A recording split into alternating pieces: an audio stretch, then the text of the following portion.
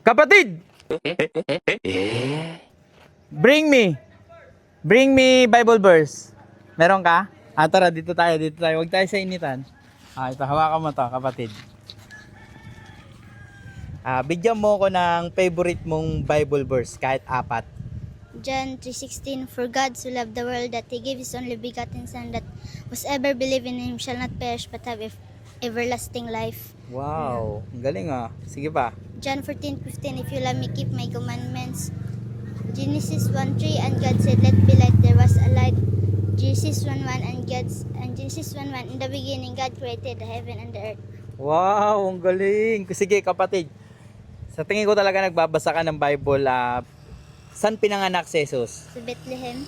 Saan? Bethlehem. Wow, sige, ito.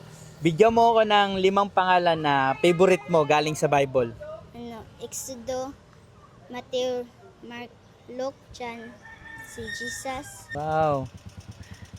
Kapatid, ano pangalan mo? Ang galing mo, nagbabasa ka talaga ng Bible Atea Eladormio, Ilan na imong edad? 11. Wow, anong trabaho ng mama mo? Sa bahay lang. Ang papa mo? Construction worker. Wow.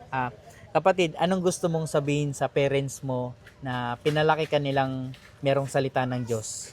Salamat lang sa pag-alaga nila. Wow, ang bait-bait mo naman. Kapatid, anong gusto mong pasalamatan kay Lord? Sa lahat ng binigay niya sa akin. Isa pa? Wala na. Nag-aaral ka? Payo ko lang kapatid, no? Dahil meron kang salita ng Diyos, ang batang merong salita ng Diyos ay pinagpapala ng Panginoon, no? Tingin ko talaga sa'yo, mabait ka kasi meron kang salita ng Diyos. Padayon sa Ginoo, padayon sa pagbasa sa Bible. Wala tayong ibang tatakbuhan kundi yung si Lord lang, no?